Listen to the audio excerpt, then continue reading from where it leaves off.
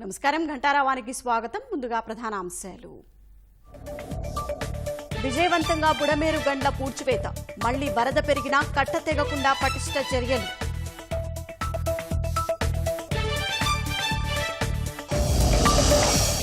వరద విపత్తు వల్ల రాష్ట్రానికి 6,882 కోట్ల నష్టం, కేంద్రానికి ప్రభుత్వం ప్రాథమిక నివేదిక.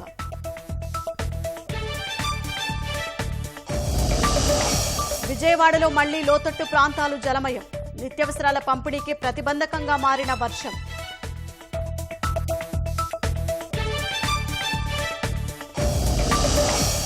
ప్రకాశం బ్యారేజీ వద్ద కొత్త కౌంటర్ వెయిట్ల ఏర్పాటు, 2 రోజుల్లో కాంక్రీట్ నింపే ప్రక్రియ పూర్తి.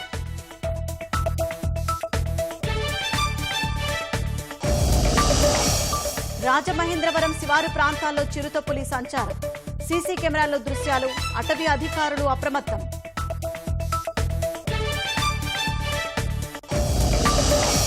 ఘనంగా వినాయక చవితి పండుగ, సత్తెనపల్లిలో కొలువు తీరిన 61 అడుగుల మట్టి గణపతి.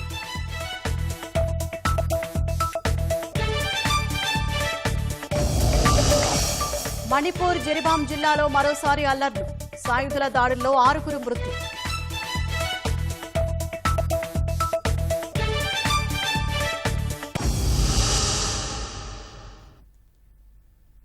బెజవాడ దుఃఖదాయిని బుడమేరు గండ్లను ప్రభుత్వం పూర్తిగా పూడ్చింది. సైన్యం సరాంజామా సిద్ధం చేసేలోపే గండ్లు పూడ్చేసింది. సంక్లిష్టతలనే సవాల్గా తీసుకుని 3వ గండిని విజయవంతంగా మూసేసింది. విజయవాడలోని వరద బాధిత కాలనీలకు ఉపశమనం చేకూర్చింది. మళ్లీ వరద పెరిగినా కట్ట తెగకుండా వాటిని పటిష్టం చేసే ప్రక్రియ కొనసాగిస్తోంది. విజయవాడలోని అనేక కాలనీలను పీకల్లోతు కష్టాల్లో ముంచిన బుడమేరుకు ప్రభుత్వం ఎట్టకేలకు అడ్డుకట్ట వేసింది. బుడమేరుకు గండ్లు పూడ్చే నిర్విరామ యజ్ఞాన్ని విజయవంతంగా పూర్తి చేసింది. ఈ నెల 1వ తేదీన బుడమేరుకు 3 గండ్లు పడగా వెంటనే ప్రభుత్వం రంగంలోకి దిగింది. యుద్ధ ప్రాతిపదికన పనులు ప్రారంభించింది. 50 మీటర్ల పొడవైన మొదటి 2 గండ్లను త్వరగానే పూడ్చిన 3వ గండి దాదాపు 90 మీటర్ల మేర పడటంతో దాన్ని ఆపడానికి తీవ్రంగా శ్రమించాల్సి వచ్చింది. జోరు వానకు వెరవకుండా 5-6 రోజులు అహోరాత్రులు పనిచేశామని, గండి పూడ్చివేత పనుల్ని కట్టపైనే కూర్చొని పూర్తి చేయించిన మంత్రి రామానాయుడు చెప్పారు.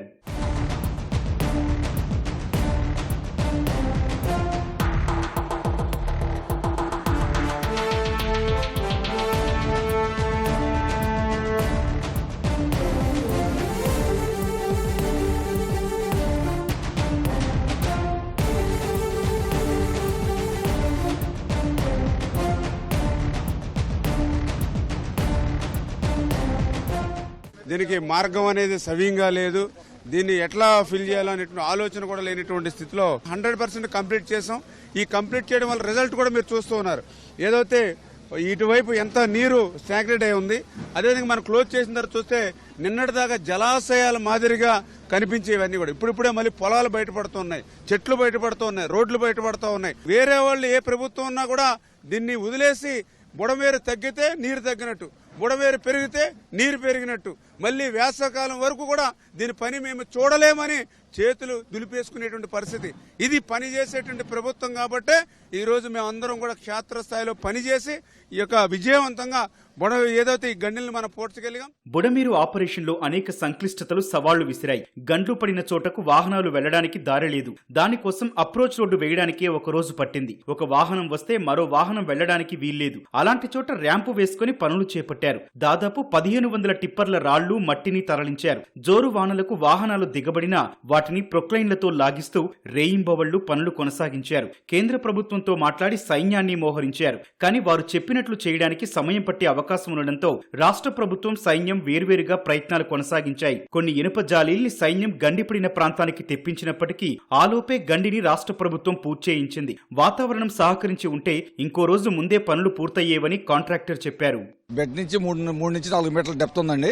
3 నుంచి 4 మీటర్ల డెప్త్ పుడుచుకుంటూ 1 మీటర్ హైట్ వేసుకుంటూ వచ్చాము. 4 నుంచి 5 మీటర్ల హైట్ మొత్తం బండిని డెవలప్ చేయడానికి లోకేష్ గారు ఇప్పుడు ఇన్స్ట్రక్షన్స్ ఇచ్చేళ్లారు. 2 టన్నులు రాళ్ళు వేయకపోతే దీంట్లో ప్రాక్టికల్ గా ముందుకు రాలేము. మట్టి పోస్తే మట్టి కొట్టుకెళ్లిపోతుంది. రాళ్ళు వేసాం కాబట్టి ముందు దీని మీద నడవడానికి మాకు అవకాశం వచ్చింది కాబట్టి దీన్ని ముందు 1 మీటర్ మెయింటైన్ చేస్తూ 10,000 క్యూసిక్లకి 12,000 క్యూసిక్లకి మెయింటైన్ చేసి తర్వాత బ్యాంకులో ఇంటర్నల్ గా బ్లాక్ కాటన్ తో కేసింగ్ వేస్తాము. కిందకి ఒక క్యూసిక్ వాటర్ కూడా లూజ్ వాటర్ వెళ్ళకుండా మేము చేసిన బండ్ ఉపయోగపడేటట్టుగా కంప్లీట్ చేయడానికి ప్రయత్నం చేస్తామండి. బుడమేరు గండ్ల పూడ్చివేత పనుల్ని కమాండ్ కంట్రోల్ కేంద్రం నుంచి నిరంతరం పర్యవేక్షించిన లోకేష్ యంత్రాంగాన్ని అభినందించారు. క్షణం తీరిక లేకుండా బుడమేరు గండ్లు పూడ్చి ముంపు ప్రాంతానికి అతిపెద్ద ఉపశమనం కల్పించారంటూ సీఎం ప్రశంసించారు. రాష్ట్రంలో వరదల వల్ల 6,882 కోట్ల నష్టం వాటిల్లిందని ప్రభుత్వం ప్రాథమికంగా తేల్చింది. ఈ మేరకు కేంద్ర ప్రభుత్వానికి నివేదిక పంపింది. సమగ్ర గణన అనంతరం నష్టంపై పూర్తిగా అంచనా వస్తుందని రాష్ట్ర రెవెన్యూ విపత్తుల నిర్వహణ ప్రత్యేక కార్యదర్శి ఆర్పి సిసోదియా తెలిపారు. కేంద్ర ప్రభుత్వ మార్గదర్శకాల ప్రకారం వరద పీడిత ప్రాంతాల్లో సోమవారం నుంచి 3 రోజుల పాటు నష్టం గణన జరుగుతుందని ఆయన వివరించారు. నివాసితులంతా ఇళ్లలో అందుబాటులో ఉంటే పూర్తిస్థాయి వివరాల నమోదుకు అవకాశం ఉంటుందని సిసోదియా చెప్పారు. టెంటేటివ్గా మాకు వచ్చిన ఇన్ఫర్మేషన్ బట్టి search, rescue, relief, operating relief centres, giving water, food అవన్నిట్లో 750 crores ఖర్చు అయినాయి. ఎనిమల్ హస్బెండరీ నష్టం 12 కోట్లు, ఫిషరీస్ బోట్స్ నష్టం అయినాయి, నెట్స్ నష్టం అయినాయి 158 crores, agriculture 301 crores, horticulture 40 crores, energy power sector 481 crores, R&B 2165 crores, RWS 76 crores, Panchayat Raj roads 168 crores, irrigation or water resources department assets 1569 crores, municipal administration and urban development 1160 crores, and fire services departments and SDRF lost 2 crores, total amounting to 6,882 crores. ఇది initial అంచనా. ఇంకా final figures మొత్తం enumeration అయిపోయిన తర్వాతే తెలుస్తాయి. So ఒక GOMS number 5 ఉంది, అది మా డిజాస్టర్ మేనేజ్మెంట్ డిపార్ట్మెంట్ ఇవ్వడం జరిగింది. దాంట్లో నార్మ్స్ ప్రిస్క్రైబ్ చేశారు, ఏ లాస్కి ఎంత ఇస్తారు అని. దాన్ని బట్టి ఎన్యూమరేషన్ అయిపోయిన తర్వాత ఎవరికి ఎంత వస్తుందని తెలుస్తుంది. విజయవాడలోని బుడమేరు వరద ప్రభావిత ప్రాంతాలు పూర్తిగా తేరుకోలేదు. 14 సచివాలయాల పరిధిలో 3 నుంచి 4 అడుగుల మేర నీరు నిల్వ ఉంది. జక్కంపూడి, వైఎస్ఆర్ కాలనీ, అంబాపురం, పాయకాపురం, కండ్రిగలో నడుముల్లోతు నీరుంది. అయితే మళ్లీ కురుస్తున్న వర్షం లోతట్టు ప్రాంతాల్ని ముంచెత్తుతోంది. నిత్యావసరాల పంపిణీతో పాటు సహాయక చర్యలకు వర్షం ప్రతిబంధకంగా మారింది. విజయవాడ నగరం ఇంకా ముంపు నుంచి కోలుకోలేదు. 64 డివిజన్లలో 32 డివిజన్లను వరద ప్రభావితం చేసింది. 149 వరద ప్రభావిత సచివాలయాల్లో పారిశుధ్య నిర్వహణ కార్యక్రమాలను వేగవంతం చేశారు. ఇంకా 14 సచివాలయాల పరిధిలోని కాలనీల చుట్టూ వరద నీరు తగ్గుముఖం పట్టలేదు. అయినా వ్యాధులు ప్రబలకుండా ఉండేందుకు నగరపాలక సంస్థ సిబ్బంది శ్రమిస్తున్నారు. డ్రోన్లతో బ్లీచింగ్ పిచికారీ చేస్తున్నారు.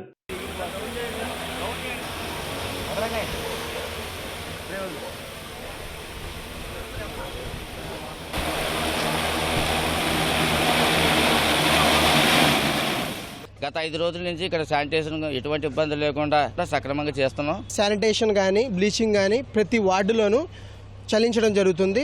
మళ్ళీ ఫైర్ ఇంజిన్స్తో బురదమయమైన ఇళ్ళు, హోటల్స్ ఈరోజు 6 బిల్డింగ్స్ చేయడం జరిగింది.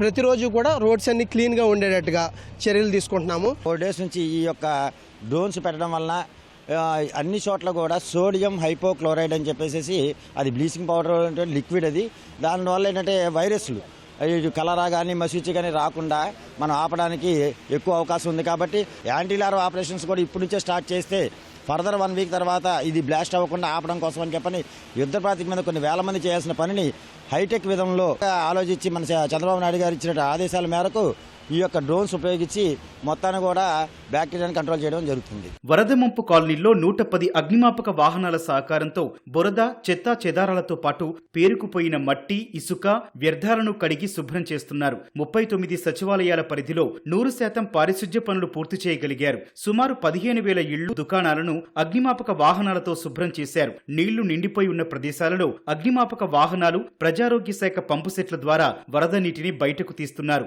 వరద ప్రభావిత ప్రభావిత ప్రాంతాల్లోని కాలనీలు, ఇతర రహదారులన్నీ కలిపి మొత్తం 458 కిలోమీటర్ల పొడవుండగా అందులో 68% రోడ్లలో పారిశుధ్య నిర్వహణ జరిపారు. 56 మెట్రిక్ టన్నుల బ్లీచింగ్ పౌడర్లను వరద ప్రభావిత ప్రాంతాల్లో చల్లుతున్నట్లు నగర కమిషనర్ ధ్యానచంద్ర తెలిపారు. 534 కిలోమీటర్ల పొడవు మురుగు కాల్వలకు 277 కిలోమీటర్లలో పూడికలు తీశారు. తాగునీటి పైపుల్లోకి వరద నీరు చేరడంతో ట్యాంకర్ల ద్వారా పంపిణీ చేసిన నీటిని మాత్రమే తాగాలని ప్రచారం చేస్తున్నారు.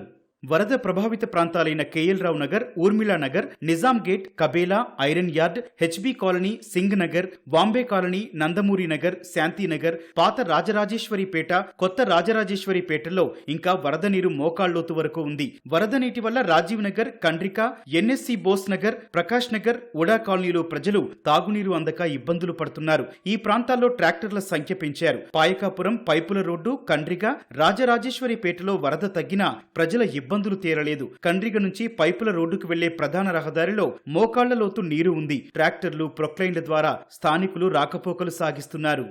కింద ముంపు ప్రాంతాల్లో ఉండే వాళ్ళకి పైకి వాళ్ళ ఇంటి పైకి తరలించడం, చిన్నపిల్లల్ని పెద్దల్ని కాపాడుకోవడం ఇదైతే జరిగింది. కానీ ఆస్తి పరంగా అయితే చాలా నష్టం జరిగింది. చిన్నపిల్లలు, పెద్దలు, వృద్ధులు ఉన్నవాళ్ళు చాలా ఇబ్బంది పడుతున్నారు.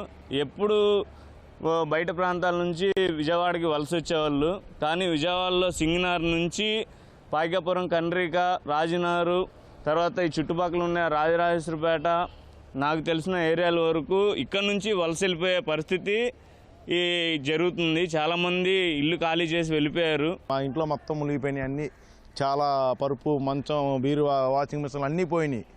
మొత్తం ఏది దాంట్లో తేలుతున్నాయి నీటిలో. ఇప్పుడు కూడా తగ్గల మాది. అది చాలా ఇబ్బందిగా ఉంది. ఇంట్లో మొత్తం మొత్తం సామాన్ మొత్తం డ్యామేజ్ అయిపోయిందండి. ఇప్పటికీ ఒక అడుగు మేర ఇంట్లో నీరు ఉంది. ఇంకా మొత్తం లాస్ అయిందండి కంప్లీట్గా.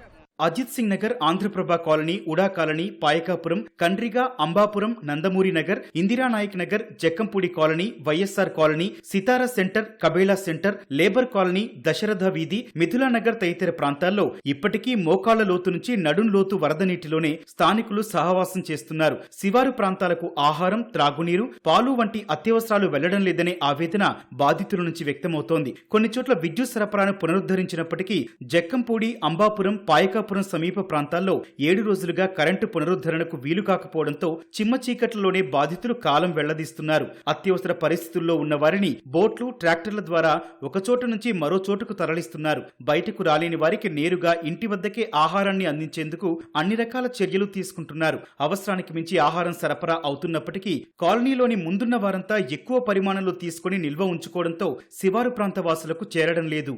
ఇంకా మేమంటే కుర్రోళ్ళం కాబట్టి లేదా వయసు నడుచుకుంటూ వెళ్ళే వాళ్ళకైతే అక్కడ అందుతుంది. ఫుడ్ పరంగా, వాటర్ పరంగా బాగా ఇబ్బంది అయిపోయింది. ముసలి వాళ్ళకైతే ఇంకా లెట్రూమ్ పరంగా చాలా ఇబ్బంది అయిపోయింది. ఇప్పుడు కొంచెం పర్లేదు తగ్గింది. ఎడతాక దాతలు చాలా మంది ఎత్తున్నారు, కానీ మా వాళ్ళ దాకా రావట్లా. కొంచెం వయసు ఉన్న వాళ్ళకి అసలు అందట్లేదు. అది ఎవరికాళ్ళు ఎగబడిపోయి, మగపిల్లలు ఎగబడిపోయి తీసుకునే వాళ్ళకే అందుతున్నాయి. అందిన వాళ్ళకి అందుతున్నాయి. అందిన వాళ్ళు ఎగబడిన వాళ్ళు ఎగబడుతున్నారు. తెచ్చుకున్న వాళ్ళు, బలంగా ఉన్న వాళ్ళు తెచ్చుకోగలుగుతున్నారు. మా లాంటి వాళ్ళు మేము వెళ్ళలేకపోతున్నాం, తేలేకపోతున్నాం. చాలా ఇబ్బంది పడ్డాము. భోజనం ఏదైతే ఇచ్చారు, కానీ ఇళ్ళు మాత్రం నాశనం అయిపోయినాయి. సామాన్లు అన్నీ పోయినాయి. తల దిక్కు అయిపోయారు. ఎవరూ సరిలేరు. ముంపు ప్రాంతాల్లో వరద ఇంకా కొనసాగుతుండటంతో ఇళ్లలో వంట చేసుకునే పరిస్థితి లేదు. ప్రభుత్వ యంత్రాంగం, స్వచ్ఛంద సంస్థలు ఆహారం, అత్యవసరాలు అందిస్తున్నాయి. అనుకోకుండా వచ్చిన వరదలండి. చూస్తుంటే ధనిక పేద ఎవ్వరు లేకుండా అందరూ కట్టుబట్టలతోటి రోడ్డు మీదకి వచ్చేసారు. ఫుడ్ లేకుండా చాలా ఇబ్బందులు పడుతున్నారు. అలాంటి సమయంలో ఈ హోటల్స్ అసోసియేషన్స్ వాళ్ళందరూ కలిపి తయారు చేయించి సప్లై చేస్తున్నారు. వాళ్ళు చేసే పనికి మాలాంటి వాళ్ళం వచ్చి హెల్ప్ చేస్తున్నాము. మేము గృహిణులు, సాధారణ గృహిణులము, మెసేజ్ల ద్వారా తెలుసుకుని మేము వస్తున్నాము. ఈ విపత్తు అనేది మనం ఎవరూ చెయ్యి పెట్టి ఆపేది కాదు, కానీ వచ్చిన తర్వాత ప్రతి ఒక్కరం చెయ్యి పట్టుకొని ఎంతవరకైనా, ఎంత సహాయమైనా మేము ఇవ్వగలం అనేది ఇవాళ ఈ కార్యక్రమం ద్వారా జరుగుతుంది. ముఖ్యమంత్రి గారు ఏంటంటే ఫుడ్ టేస్ట్ కాంప్రమైజ్ అవ్వద్దు, దాంట్లో ఎంత ఉంది ఏంటనేది చూడొద్దు, ప్రొసీడ్ అయిపోమని చెప్పారు. కాబట్టి దాని ప్రకారం టోటల్గా 60 మంది వంటోళ్ళని పెట్టాం, 250 మంది కుర్రోళ్ళని ప్యాకర్స్ని పెట్టాం. అహర్నిశలు మహిళా సంఘాలు, స్వచ్ఛంద సంస్థలన్నీ వచ్చి దీంట్లో సహాయ సహకారాలు అందిస్తున్నాయి. పండుగ కూడా లెక్క చేయకుండా వచ్చినందుకు అందరికీ ధన్యవాదాలు తెలియజేస్తున్నాం. భవిష్యత్తులో వరదలు వచ్చినా విజయవాడలోకి నీళ్లు రాకుండా పటిష్ట చర్యలు తీసుకుంటున్నామని ముఖ్యమంత్రి చంద్రబాబు భరోసా ఇచ్చారు. తెలంగాణలో అధిక వర్షాల వల్ల ఏపీకి కొంత వరద వచ్చే అవకాశం ఉందన్న చంద్రబాబు దానికి అనుగుణంగా అధికారులు సిద్ధంగా ఉండాలని అధికారులను ఆదేశించారు. ప్రజల్ని అప్రమత్తం చేస్తూ అవసరమైన సహాయం అందించాలన్నారు. వరద ప్రభావిత ప్రాంతాల్లో సహాయక చర్యలపై మంత్రులు, కలెక్టర్లు, ఉన్నతాధికారులతో ఉదయం టెలికాన్ఫరెన్స్ నిర్వహించిన చంద్రబాబు మరోసారి క్షేత్రస్థాయిలో పర్యటిస్తున్నారు. వర్షంలోనూ జేసీబీ ఎక్కి భవానీపురం, సితారా సెంటర్, వన్ టౌన్, సింగ్నగర్లో తిరుగుతున్నారు. సహాయక చర్యలు అందుతున్న తీరు గురించి స్వయంగా ముంపు బాధితులను అడిగి తెలుసుకుంటున్నారు. బాధితులకు నిత్యావసర సరుకుల పంపిణీని త్వరితగతిన పూర్తి చేయాలని అధికారులను ఆదేశించారు. ముఖ్యమంత్రి సహాయ నిధికి ఉప ముఖ్యమంత్రి పవన్ కళ్యాణ్ ₹1 కోటి ఇచ్చారు. విజయవాడ కలెక్టరేట్ ప్రాంగణంలో చంద్రబాబును పవన్ కలిశారు. వరద బాధితుల సహాయార్థం ప్రకటించిన ₹1 చెక్కును సీఎంకు అందజేశారు. ఇటీవల జ్వరంతో బాధపడిన పవన్ ఆరోగ్యం గురించి చంద్రబాబు ఆరా తీశారు. విజయవాడ వరదల్లో నిరాశ్రయులైన వారికి ఆపన్నహస్తం అందించేందుకు దాతలు పెద్ద ఎత్తున ముందుకొస్తున్నారు. సీఎం చంద్రబాబును కలిసి విరాళాలు అందజేస్తున్నారు.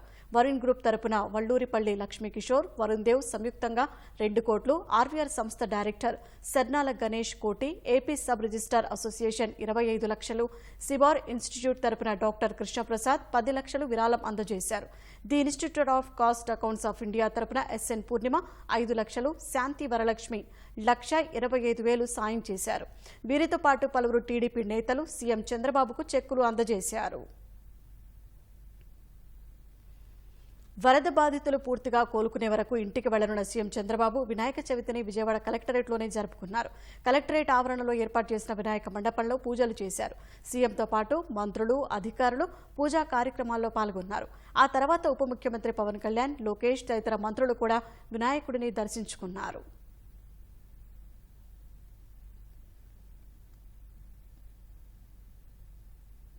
విజయవాడ ప్రకాశం బ్యారేజీ 67, 69వ గేట్ల వద్ద దెబ్బతిన్న కౌంటర్ వెయిట్లను అధికారులు విజయవంతంగా అమర్చారు. బెకన్ ఇన్ఫ్రా సంస్థ తయారు చేసిన కౌంటర్ వెయిట్లను భారీ క్రేన్ల సాయంతో 2 గేట్ల వద్ద అమర్చారు.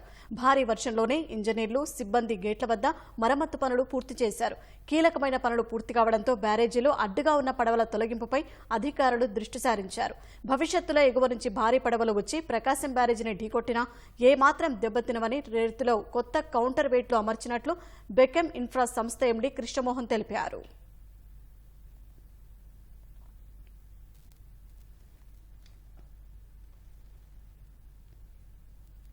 కృష్ణానది వరద ప్రభావిత ప్రాంతాల్లో పండగ కల తప్పింది. బాపట్ల జిల్లా కొల్లూరు, రేపల్లె, భట్టుప్రోలు మండలాల్లోని లంకలను కృష్ణమ్మ ముంచెత్తింది. ఎటు చూసినా బురదే కనిపిస్తోంది. వినాయక పూజలో నిమగ్నం కావాల్సిన ప్రజలు ఇంట్లో వస్తువులు శుభ్రం చేసుకోవాల్సి వచ్చింది. పిండి వంటకాలు చేసుకుని ఆనందంగా ఆరగించాల్సిన ముంపు బాధితులు ప్రభుత్వం ఇచ్చే ఆహార పొట్లాలతోనే ఆకలి తీర్చుకున్నారు.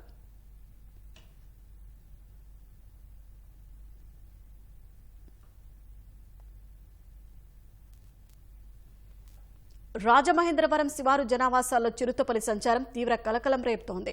చిరుత తిరుగుతున్న దృశ్యాలు సీసీ కెమెరాలు నిక్షిప్తం కావడంతో అటవీ అధికారులు అప్రమత్తమయ్యారు. చిరుత కదలికలు ఎప్పటికప్పుడు తెలుసుకునేందుకు ట్రాప్ కెమెరాలు ఏర్పాటు చేశారు.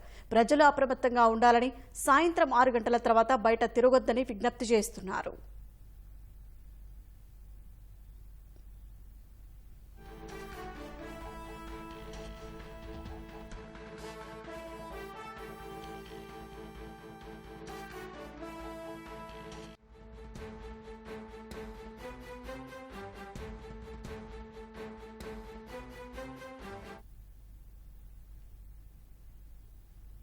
మణిపూర్లో మరోసారి అల్లర్లు చెలరేగాయి. జిరిబాం జిల్లాలో సాయుధుల కాల్పులో 6గురు మృతి చెందారు.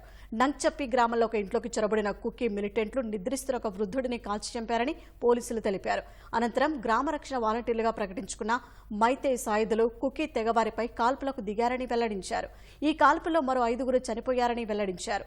అయితే వారిలో ఏ తెగవారు ఉన్నారనేది స్పష్టతనివ్వలేదు. కొన్ని రోజులుగా ఇంఫాల్ వెస్ట్ జిల్లాలో కుకీ మిలిటెంట్లు డ్రోన్లతో దాడులు చేస్తున్నారు. ఆయా ప్రాంతాల్లో పోలీసులు ముందు జాగ్రత్త చర్యగా యాంటీ డ్రోన్ వ్యవస్థను ఏర్పాటు చేస్తున్నారు. హెలికాప్టర్లతో పర్వతాలు, లోయలను జల్లెడపడుతున్నారు.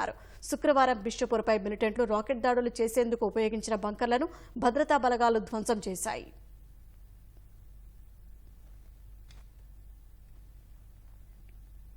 ఉత్తరప్రదేశ్ లక్నోలో 3 అంతస్తుల భవనం కుప్పకూలింది. ట్రాన్స్పోర్ట్ నగర ప్రాంతంలో జరిగిన ఈ ఘటనలో 12 మంది శిథిలాల కింద చిక్కుకుపోయారని అధికారులు తెలిపారు. వారిని రక్షించేందుకు యుద్ధ ప్రాతిపదికన సహాయ చర్యలు చేపట్టారు. ఎస్డీఆర్ఎఫ్, ఎన్డీఆర్ఎఫ్ బృందాలు ఘటనాస్థలానికి చేరుకుని శిథిలాల కింద చిక్కుకున్న వారిని బయటకు తీసేందుకు శ్రమిస్తున్నారు. భవనం కూలిన ఘటనపై ఉత్తరప్రదేశ్ ముఖ్యమంత్రి యోగి ఆదిత్యనాథ్ ఆరా తీశారు. సహాయ చర్యలను పర్యవేక్షించాలని ఉన్నతాధికారులను ఆదేశించారు.